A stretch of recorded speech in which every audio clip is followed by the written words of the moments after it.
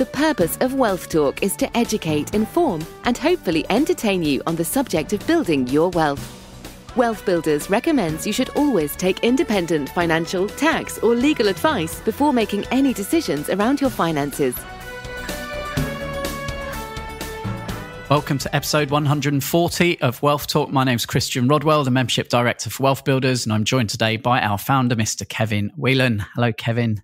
Hi, Chris. Good to be with you again, and so pleased to be welcoming new members into the Academy. It's always a joy when people decide to vote with their feet, choose wealth over choosing to stay the same. And I appreciate their courage, but we're there to help them. We'll be there every step of the way. So as we've helped our guest today, Chris, haven't we? We have indeed, yes. So definitely warm welcome to everyone who joined the Academy, and thanks for everyone who joined our webinar last week. That was lots of fun. And you're right, we're kicking off again today with another member spotlight. And this member is one we know well, Mr. Steve Clark, who joined us as a founder way back in 2019. And as we know, Kevin, Steve is a creator. He did his wealth dynamics and he kind of had that light bulb moment. Oh, this is why I'm always coming up with new ideas. And he had switched from a few different businesses, but he's certainly settled on the right one now by the looks of things. Yes, and we'll kind of debrief how we managed to discover this. But as usual, we like to listen to the story, don't we, Chris? And then try and see if you can spot the wealth lessons that perhaps could apply to you. So even though Steve's story is unique to him, there will be lessons for you to take note. So let's see how many of those that you pick up. Yeah. Okay. Let's head on to our conversation with Steve Clark. Steve, welcome to Wealth Talk today. Hello, Christian. Thank you for having me. Very excited to be here. Oh, it's fantastic to have you on, Steve. We've known each other for at least 3 years now, right? So first met through Escape the Rat Race. Yeah, that's right. So I first met you at Escape the Rat Race and was a member of that for a year before joining up with Wealth Builders. Yeah. Yeah, great. So we are going to run through our recurring revenue roadmap together today, Steve. And you've been with us since the beginning, since we launched as a founder member. So you very clear on the steps that we teach, and going to talk about how things have been working out for you and the business that you've been building. So we'll start with at the beginning, as we do, the roadmap has got 3 stages. So stage 1 is building confidence, stage 2 is building knowledge, and stage 3 is building assets. And each of those stages has got 3 steps. So stage 1 is building confidence, and step 1 at the beginning is all about mindset, Steve. So let's begin with your why. So can you remember, was there a particular catalyst or point that you can think back to where you said, okay, I need to start thinking about building my wealth? Absolutely not. I'm one of these people that found it really quite difficult to pull out a single why as to why I'm doing it. A lot of people have sort of things that have gone in their life, or a real passion that they can sort of hang on to and say, that's what I want to dedicate my life to doing. And they have a real drive for doing it. But that was always missing for me. And I think that doing the wealth dynamics was really useful in helping me understand why that was. And I think after doing the wealth dynamics, it identified that I came up very highly on the creativity and sort of mechanics side of things and very low on the other side, which meant that, it explained that I like new ideas and I like getting my hands dirty and doing them myself, which was sort of part of the reasoning why there's no why. I like change. I like to follow whatever's interesting at the time. So to pick one thing for life that I'm going to do for life is just alien to me. And I'm not sure how many other people who score highly on the creative side of things feel about that, but it's sort of opened my eyes to, well, this is why, because as soon as I choose one thing, a month later it will change. My wishes and desires will change. So doing wealth dynamics really opened my eyes to how I worked, and it allowed me to sort of figure out that, well, that is my why, that I like just getting involved with things. I don't want to be locked into a single thing. I want to do a bit of this, a bit of that, and I'm sort of driving towards building a life where that's open to me to sort of get my hands dirty and, stay in flow, as it were, with the things I'm doing. Yeah. It's so important to really know yourself, and that's all about, the first step there. And just to paint the picture, Steve, kind of tell us, what were you doing at the time that you joined in terms of you working or So yeah, I had I'm the pretty standard entry, being that I had no real financial wealth experience, and I was just in a full-time job, couple of new kids. So right at the beginning, I've got a 3-year-old now. So right at the beginning, I had a newborn and a 3-year-old, and just living that sort of standard life of married, 2 kids, full-time job, commuting, working 14 hours a day, not getting any time at the end of the day to do much. Having the sort of Fisher Price entry level assets where you've just got, I've got a few stocks and shares, I've got a bit of a pension, I've got a house with a mortgage, but nothing that's actually generating me money. It's just the stuff that you pick up along the way. I'd never had any financial training at all, from family or from school. So these are just the things that you sort of absorb from what you should be doing, as opposed to having any plan or strategy as to why you're doing it. So I sort of started at the beginning as sort of your bog standard entry level wealth builder. I'd done all right in life. I had a decent job, but of course it was taking me 14 hours a day. I wasn't really seeing my young kids, and it was as stable as a job could be, which wasn't very stable. And so just to drop it in right at the beginning, I was made redundant back in September, which provides a why quite quickly. Now you've got mouths to feed, which really sharpens your focus on doing these things, and has really helped me get going. And as we mentioned, you were a founder member. So when we set up the WealthBuilders Academy, and it was obviously called a foundation program back in 2019, what was it in particular that attracted you to join? So I'm quite bad at sticking with any kind of plan. So having a structured approach and the steps to follow through and a group of people to keep me accountable was very appealing. I'm not short of ideas, and I'm not afraid to get my hands dirty, but I'm the classic DIYer, which was explained to me was a very bad thing to be. And I could agree that it was, but it's hard to fight your internal wiring and unpick this wiring. So having a group that understood that and would slap me back onto the right path through the middle, which was ideal. And the wealth coaches have been fantastic at just sort of keeping me focused and moving step by step forward, as opposed to leaving me to my own devices where I'll disappear off from me doing the latest, greatest thing, and it'll be fantastic. But ultimately, it's a bit counterproductive to where I'm trying to get to. Yeah, good. Okay, so taking a lot of time there at the beginning to really understand, your strengths and weaknesses, which you've explained there, and Wealth Dynamics helping with that. Some other parts of the stage one is all foundational, which is the debits process, where we ask all of our members just to do a stock take of the ins and outs. And did you manage to find any savings there, Steve? I did. I love doing the debits process, getting a spreadsheet, filling out all the things that were going out. So you discover all these little things that have added up over time. You've got insurance for the TV set that you don't really need. You've got various subscriptions to magazines that you don't read, and you can just trim all the fat right off. And it also gives you a renewed confidence when you're negotiating with your various utilities. That I'm not gonna take any of this faffing around from Virgin Media or Vodafone as they try and pump up the price by 15% as soon as you sign a contract. You're fully aware of what it means now when these things happen. So you negotiate them with renewed vigor. But the most important thing I learned from that was that the money that you do find and you do save, it's important not to just let that disappear back into the ebb and flow of your finances.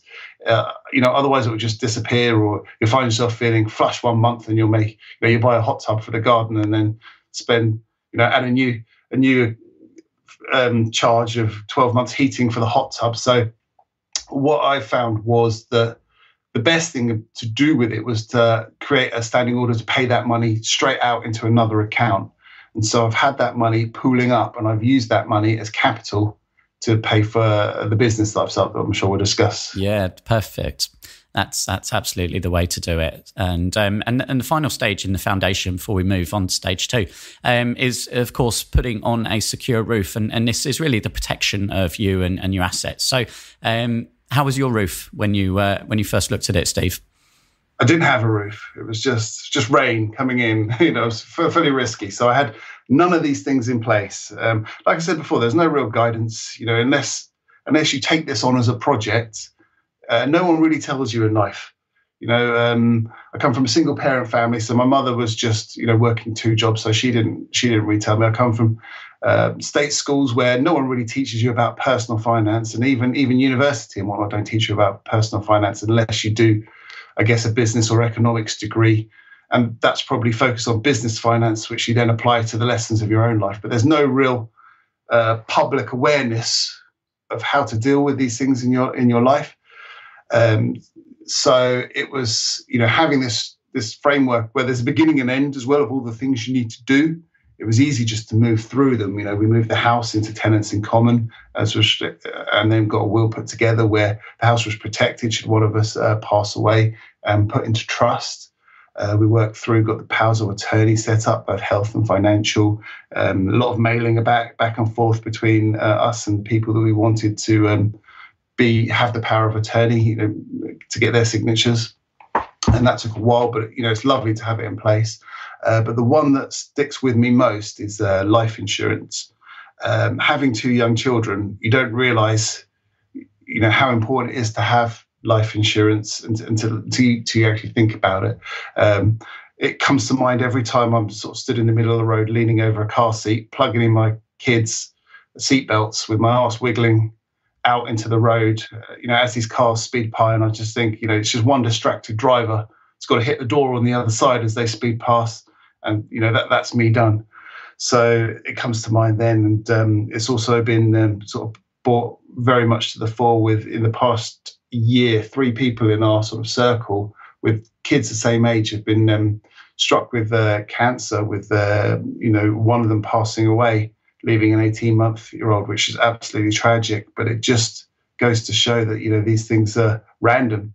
There's nothing that those people did to deserve or warrant, getting cancer. And, for them to have that is absolutely tragic. But, you can protect your family at least with life insurance. And, I just feel very glad that I have that in place now. It lifts a weight that you didn't know you had. But once it's gone, you sort of feel a lot more confident that you're doing it properly. So I'm sort of, I'm very happy to have the roof in place. No, thanks for sharing that, Steve. Such an important step, and that kind of finishes off the foundational elements, and then we can move into, I guess, some more exciting stuff, which is building knowledge around the 7 pillars of wealth. So step 4 is what we call assets, and this is where we look at what are those 7 pillars. So when you first joined Wealth Builders, Steve, were any of those pillars active for you, and which ones have you chosen to focus on? Yes, so when I joined, I had the Fisher-Price, my first set of assets, where I had a pension that had been thrust upon me by an employer. I had a house that was mortgaged. I had a few stocks and shares where you've thrown a few spare quid into an ISA, and you've dabbled with that, but you have no strategy behind it. It's just things that you acquire. So I had a few things that I'd done with the money that I had, but there was no strategy behind it or reason that I was doing it other than, you have an awareness that you need to save for your retirement in some format, and, that these are the standard things to be doing. But of course, they're not quite as they appear. So the pension's just in a scheme where there's, some company taking their slice of it year after year and not really doing anything to aid the performance of that pension. The stocks are just randomly chosen as companies that I thought were decent companies who were having a bit of a dip at the time. And I thought, they'll bounce back from that, so I'll buy low, sell high. But again, no knowledge of this, no education as to what it was. Again, at school, I can tell you Pythagoras' theorem, but we learned nothing about building your own personal finances and how the stock market worked, how to invest your own money, and how to look after your finances. Pretty much your generic level of assets with no strategy behind them, the bog standard ones that people will pick up as they wander through life, but nothing, no brain power applied to that. So which of the pillars, once you understood the 7 different ways, did you decide that you were going to focus on? So after as you mentioned before, I've worked with you in the past. I've always had a entrepreneurial streak and wanted to set up a business, but I've always been a web developer. So my business training hasn't quite been there. And what I think is the next greatest and latest thing doesn't necessarily work as a business. So from working with you guys, it quickly became apparent that IP was my strongest suit. I could package up this 20 years of experience and produce a product which was ideal for a niche market.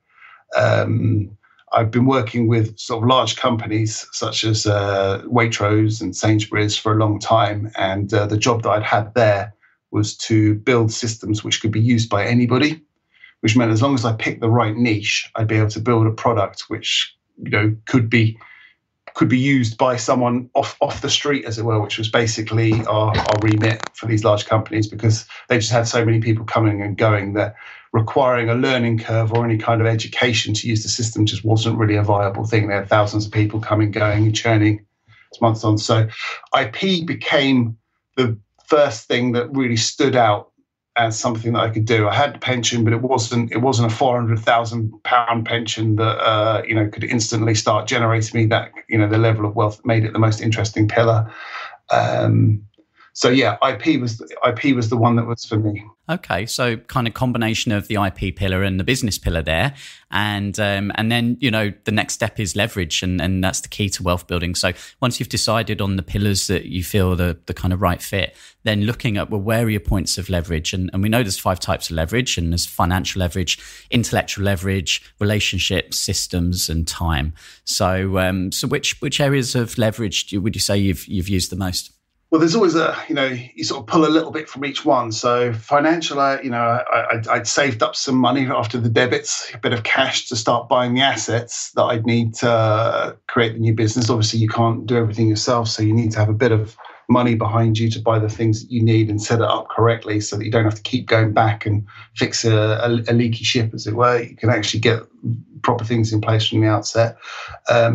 IP, which is the one I'm leveraging the most. Like I said, I've got a lot of experience in web development, so it became the obvious thing that why am I trying to invent a new wheel here? And just take what I know and use that.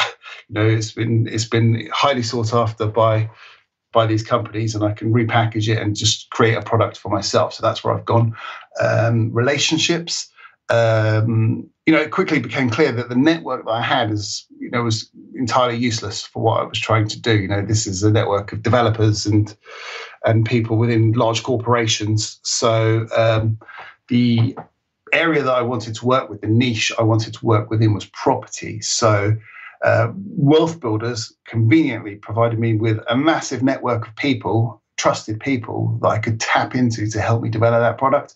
I bought all the technical knowledge, but what I was lacking was, hands-on, real-world experience of the property industry. So through Wealth Builders, I've been able to work with property coaches who've sort of taught me through how investment works, all the things that investors need to see, how to satisfy investor needs. I've been able to work with developers, property developers, and investors to beta test the product and to sort of cut out the fat and add in the things that they actually need, because creating a product from my own imagination, there was a lot of things that I thought were very important, but in the end it was overkill. And so I could remove those to simplify it and to streamline it and to put emphasis on the things that they do actually need. So much like with Microsoft Word, where the product gets bloated quickly and no one's ever using mail merge and all of these things, I could cut out those things that people don't need, and I could put real emphasis on the things that they do need, such as having a system that managed their social media and pushed out their updates across all of their platforms, and having a system that would allow them to build a mailing list and then mail out to that mailing list with their latest updates and things of this nature, rather than the stuff they didn't need. And on top of that, Wealth Builders, is actually providing me with referrals. So I've actually got business in from Wealth Builders and have happy clients that I'm working with from the community. So that's been great as well. It's starting to pay for itself, which is always handy. Great examples of bringing leverage into play there, systems and time. I suppose you mentioned, obviously, initially you were working long hours, you were commuting every day, you had young children to look after. Obviously, redundancy came along towards the end of last year, Steve. That gave you a lot more time, right? So how has that allowed you to put that? Yeah, so, a full-time job, as I mentioned, was taking up 14 hours a day, which really slows really slows your progress down, as everyone probably knows, and takes a lot of your energy just sort of doing that for 5 days a week. But working from home and redundant. So I had the option of redundancy or redeployment, but I thought I was in a position to take the redundancy package and the gap that gave me, where it would pay my bills for a while. I was in a position to right, we'll take that. This is the opportunity. This is life. This is life opening up now. This is my shot. So I took redundancy. It's kind of like when the general sends his boats to the beach and then burns the boats behind him. There's no going back now. We're on the beach. It's only going forward. There's only forward to go. So I got had some money to give me some breathing room to do this. I now had the time to do it, and I took that on. I forgot what question. It was all about time leverage. So yes, having more time has really accelerated now, allowing you. So let's give the business a quick plug then, Steve. So what is the name of your business? So the business that I built is called propertyportfolio.co.uk, and it's all about helping property professionals win investment and grow their portfolio. It's designed to allow them to tell the story behind their business, to allow investors to become familiar with them and build trust, and essentially just raise their profile amongst the investment community and help them win the investment that they need to grow. Yeah, beautiful looking website. It's very, very, very easy to upload and update. So propertyportfolio.co.uk, go and check that out and get in touch with Steve. Yeah, that's been a real key thing that people have told me, that they need these things easy to update. So I've stripped out all the need for any coding or anything like that. And if you can use Facebook, you can use this system to publish a website within a week. All right. So that covers off stage 2, which is all about building the knowledge, finding where your leverage is, and then really getting clear on the strategy. And the final stage of the roadmap, Steve, as you know, is all about building assets. So this is where we teach the process of turning the wheel of wealth. So the wheel of wealth is a really vital step in the whole wealth building process, because when you understand how the wheel works, you can apply that to any strategy, any pillar, any asset really. And if we apply the wheel of wealth, Steve, to your business then, so it consists of education, support, connections, due diligence, and guided action. So, the education, obviously you've talked about gaining that through the Wealth Builders program. Support comes from your coach, right? So every month you have a one-to-one call with your wealth coach. So, how has that helped you to focus by having someone there who's already kind of walked the path and can guide you from making mistakes? Yeah, so that's been really, really good. So I work with Carol Robinson, and she essentially helps me stay on the path, which is the biggest issue I have. There's no real tasks that are a problem for me. It's more about culling away the ideas that I have that don't move me closer towards the destination, because left to my own devices, I'll have a million ideas. I want to get started on them straight away, but that doesn't necessarily help me or the clients get to achieve the goals that we're looking to achieve. So Carol, I speak to every month, and she listens to me waffle on a bit, and then she goes, right, but what you're trying to do is this. And so how does that move you closer to this? And I go, well, it doesn't. And she says, well, can we put that to the side for the moment and come back to that later? And I say, yes. And then we focus on the things that will move me forward, which is fine as well, because I'll have a million ideas of how to do that.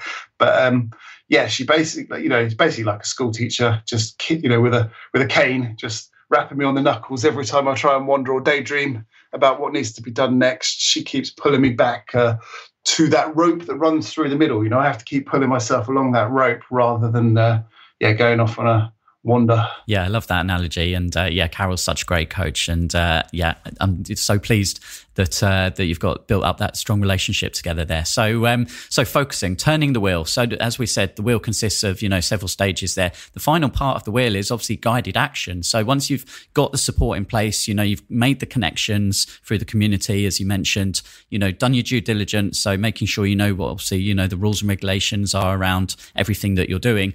Then you've got to take guided action, right? Guided action should end up in some kind of results. So what are those results for you, Steve? Well, before we do that, I just want to mention, as far as education goes, one of the things that was really helpful was the Enterprise Club that Kevin ran. And he basically gave me the 3 rules that I need to engrave upon any business that I'm setting up so that it has a future. So as far as results go, that's one of the strongest things about the position I'm in now, is that the business does fulfill those three roles. It's niched, which means that I can go deeper and deeper into that niche and build a tool that's actually quite unique to the need of property developers and property investors. And hopefully that, helps it beat any competition, because anyone doing any kind of service that's generic around this just isn't going to be able to provide the depth of property relevant things that I can provide. It's built around a recurring subscription model, which means that I can look after these clients. It's not just they give me some money, I build them something, wham bam, thank you ma'am, and I never speak to them again. Every month I can now provide resources to them and be available to handhold them and guide them through to help them get things running. They're never alone. If there's any questions, we've got that relationship that's ongoing, so I can always help them. And the third thing Kevin taught me was build it so that you can remove yourself from the process. And one of the problems I had before this was I built this all-seeing, all-dancing solution that really required me to be the font of all truth with it. And I wouldn't have been able to onboard people to support me with that. Wouldn't have been able to onboard a team very easily. So when I've done version 2, it's now built in a way that I can get endless amounts of people to help me and make sure that the client's needs are just met, by the team around me, rather than just having me as the point of failure. So, the business is built around these three things that I learned in Enterprise Club. And as I mentioned before, I've had businesses that have sort of come and go because they just didn't have the proper structure. So one of the results is that this business I have now is built a lot better from a business perspective, rather than just, I've built a brilliant product that I think people want. It's like, right, there's actually a business behind it now that will satisfy the needs of the clients, rather than the things that have popped out of my head as dreams that they'll want. It's like, right, we've actually got a proper business now. And the other thing that I did was a business validation course with you, Christian. And that really helped me analyze what the business was about, who it was for, and take it away from what I thought it should be and help it become what the customers thought it should be, what they actually needed. And that's not about guessing what they need. That's about speaking to the customers and finding out what it is that they actually need. So I identified who I thought was my ideal customer, and then I've spoken to several people from the community who fit that profile, and what it is that they want, what it is that they don't want, the real areas that matter to them, and the things that just basically make them glaze over and confuse them, and we don't need that. So it's really helped me make the business a lot more viable. So yeah, that's good. Now there's many types of results. More confidence, just as you say, more structure, and of course we want to measure the thermometer, right? So the goal is always to start increasing recurring income. And you're still at beta stage, really, just launched with the business, but you've now got paying clients and recurring income coming in, Steve. That's right. Like you say, it's still early days, but I do have 5 clients, and that's putting money onto the thermometer, and that's recurring every month. So it's sort of a proof of concept that this works, and I just need to ramp it up now. Happy with the business model, happy with the product, the customers are happy. Now it's just a matter of helping more people get their raise their profile online by using this system. Yeah, and how confident do you feel, Steve, that obviously now you're on the right track, that you will hit your security level, in the coming months or year? Yeah, all the pieces are there. So, the fact that I've got 5 paying customers who are all happy is the proof of concept. It's working for them. There's no reason why that can't be 500 customers with the way that I've built it. It's a platform rather than a service that needs people to spend lots and lots of time on. So it's something that, we can get going really quickly for people. And once they're up and running, it all looks after itself. So yeah, so excited to see that building. Yeah. Yeah. Well, that it's been a battle to get there. What with building the product, refining the product, and fighting against my own inclinations to tinker, tweak, start over again, rebuild it, and to do all these things. So I've been a slow burner, But I've always been there in the background. I've always followed all of the Wealth Builders calls and things like that. I haven't been so great at filling in the paperwork, I'll admit. No, but that, and that this is what I like about the conversation, Steve, is, it's just real, right? It's not glossing over. This is the reality. Business isn't easy. You try things, they don't work. You try things again, you get a little bit better, you keep refining. And that doesn't happen overnight. That can take a little while. Yeah, that's the reality of it. All the stories you get about business are the ones where it's, someone's done something and it sounds like it's taken off overnight and it's fantastic. And, they've hit the nail on the head with their first try. And then all of a sudden, they're a star business person. But the reality is, it takes a bit longer. You have to actually work with other people to find out what it is that's needed. If you're just guessing what they need and then expect that to fly, then it's not really the way it works. You actually have to work with people to figure out what is actually needed. Yeah, you've got to spot those problems and then solve them. Okay, so pretty much there with the roadmap, Steve. So, obviously the final step is all about accelerators. This is really looking into the future and repeating that process of turning the wheel of wealth and maybe adding new pillars as you go. So for you, Steve, what do you see as being key to helping you continue to stay focused and taking those necessary steps to reach your own financial goals? So with regards to staying focused, I'm very focused. What with, like I said, mouths to feed, it really sharpens what you're doing at the point of what you're doing it. So the plan's quite clear, really. I'm going to focus on this business until the security level is, there's no time to deviate now. It's focus on that one thing until I reach the security level. But the path after that, there's quite a natural progression. I'll be working with a number of property developers and investors at that point, sort of have seeded around the investment community the things that I'm doing. And so I'll move on to SSAS as a second pillar, because like I say, I should bring that money that I have in the pension into play. So that'll be the second thing that I'm looking to do. And then hopefully move into property myself, with this network of people that I've built, because that's one of the great things about the business that I'm building is that I have contacts now to hundreds of people in the property industry. So should I want to start any other strategies, you can just reach out to all these people. And it's the same with the clients. You can network them together. If they need any help with anything, there's other people I'm working with who are doing just that. So we can build this community of people who know what they're doing and have all the contacts that you need. So it's sort of a natural evolution that I would move into that myself. Yeah. No, fantastic. Steve, really, really appreciate you sharing your story with us today. Wishing you all the best of luck. I know propertyportfolio.co.uk is going to be a massive hit. So, look forward to catching up again soon. And thank you for all you guys' help with it along the way so far. Right, always lots of fun catching up with Steve there, and he had lots to say. So we'll be pulling out those lessons in a second. Kevin, before we do that, let's pull out one of our latest reviews from Trustpilot in the last 7 days. And I've got one from David here who says, listen and learn or just remind yourself. Great podcast, Chris and Kevin. Certainly a few things I have got to get around to. Good to listen and remind yourself of what you are trying to achieve and where you are on the roadmap, even for those of us who have been on the road for a few years. Thanks again. Well, that's a good point, because sometimes to know something, but not to follow up and do is really not to know in the first place, because the whole point of this is wealth comes from taking action, not from knowing that action needs to be taken. And certainly that came out loud and clear with Steve, didn't it? With probably the area which people struggle with the most to get done. They always say, I'll get round to it. I don't know about you, Chris, but I don't know what a round to it is. What does it look like?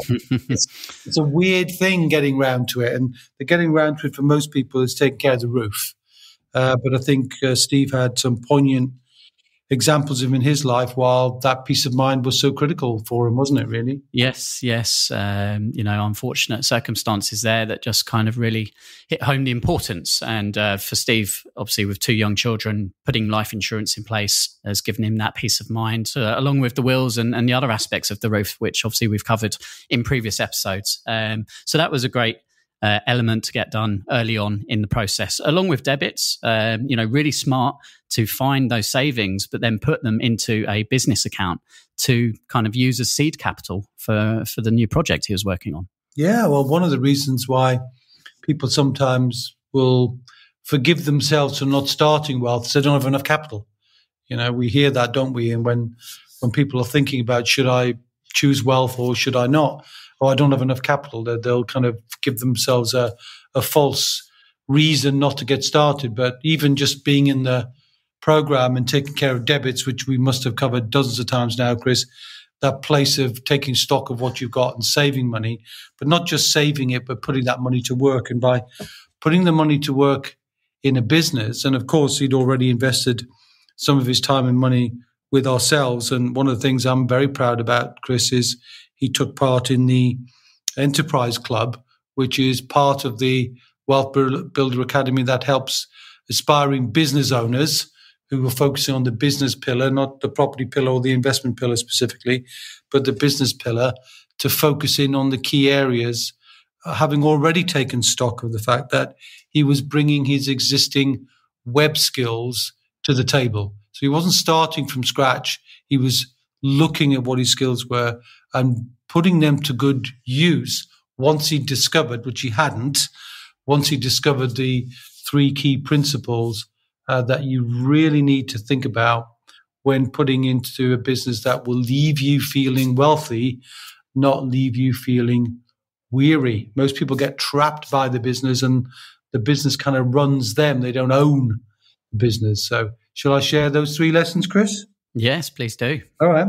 So the 3 key things we teach in the Enterprise Club, how to build a business to create wealth. Number 1, find a niche. Find a really, really good niche that you can be outstanding at. And he discovered one, didn't he? With especially with all of his exposure in property. Yeah, that's right. Yes, he mentioned the connections there. And certainly within Wealth Builders Network, we have many people in property, many people investing, lending, wanting to attract third-party sort of joint venture finance. And that was perfect for Steve. He could really understand the challenges, the problems, and then build something to solve them.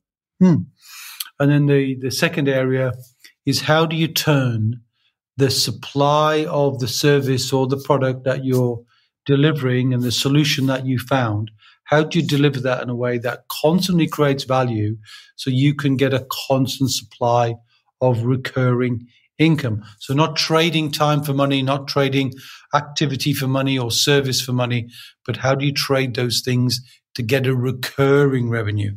And the reason why that's important is it focuses you on providing a recurring value. Because if you don't provide that recurring value, people will disinclined to reinvest or repurchase from you. So the opportunity is, once you learn that, you can find a way that keeps you on your toes and create outstanding value. And I think he's done that as well. He's tested that really, really well and now got a subscription going for people, not just to get the service that he provides, which is help people look great when it comes to attracting private investors, but also the maintenance they need to keep it updated, to keep the website looking fresh, to keep the information looking fresh, to update it when they do new projects. A really, really clever way to create a subscription model. Yeah. And then obviously the third point, Kevin, he's taken that to heart as well, because he's built it in such a way that that business can work without him. Well, that's right. They're my 3 key points, Chris, but if you want to steal one, that's good. That's good plagiarism. You're welcome to it. That's a good point. You need the business to be able to run without you, not necessarily to start. You've got to put your heart and soul into it because you've got to know what needs to be systemized. But once you've worked that out, then systemizing your business so it can run basically almost completely without you, and ideally completely without you at some point, then you've got yourself a nice 3-pin plug, like your power socket of a fantastic wealth building business. So creating the niche, being outstanding in that niche, as I said, then making a recurring income as your offering, and then having that business capable at some point to work without you delivering that. Yeah. And I think a really important point, and, Steve recognizes this as well, is that, sometimes it takes time. And Steve has taken a little bit of time to find the right idea, and that's okay. Doesn't always come straight away, and sometimes you've got to make a few mistakes in order to learn. But Steve now is on the right track, and the great thing is that he is fully confident. Now he's got some paying customers. Now he's validated his idea that he can pretty quickly now escalate and scale that up. Yeah, and it's a really important point, Chris, particularly in, I said it earlier on that I'm so in admiration of those Wealth Builder new members who've taken the courage. It does take courage, because for a while you're uncomfortable, for a while you're doubting yourself, for a while you may be even scared a little bit, right? But, if you make a mistake or two, you can doubt yourself. But when you're surrounded by a community, not just of the coaches, but the community around you, and of course we dive in to help people when we can, Chris, if they're getting stuck, don't we? Then the whole point then is, even if you make a mistake, you make a learning. So you don't lose when you make a mistake, as long as you gain from the lesson. And this is the key point. So, and it doesn't matter how long it takes, because every time you change something, you're going to get better. You'll learn from the mistake, you move forward. And everybody does. It's difficult though, if you're on your own, because you've got nobody to share the mistakes with, nobody to pick you up if you're feeling a bit down because oh no, I've made another mistake. All those sorts of things will happen in business, particularly if you don't have a path to run on.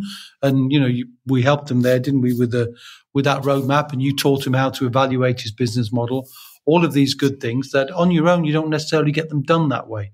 So that's the reason why I think it's helped Steve, and it would have taken him even longer had he not had the support environment around him. Yeah. So we've obviously been talking through the roadmap today. And if you kind of wondering what does the roadmap look like, then you can download a copy for yourself. Head to wealthbuilders.co.uk/roadmap. And if you weren't able to join Kevin and myself on last week's webinar, where we brought it up on screen, we brought some of our members on, and we talked about how we help people go from financial insecurity through to financial independence within 5 years, then drop us a message. Send us an email, hello@wealthbuilders.co.uk, and we'll send you a copy of that recording. Yeah, perfect. So looking forward to the next episode, Chris, where we'll be sharing even more lessons. So any ideas on what we talk about next? I think we're on the property pillar next. So we're looking at some specific strategies that can help people to build more wealth. There you go. Well, there's so many strategies in property, and of course it's a very popular one. So look forward to that, Chris. And until then, my friend, see ya. We hope you enjoyed today's episode. Don't forget that we are constantly updating our resources inside the Wealth Builders membership site to help you create, build and protect your wealth. Head over to wealthbuilders.co.uk/membership right now for free access. That's wealthbuilders.co.uk/membership.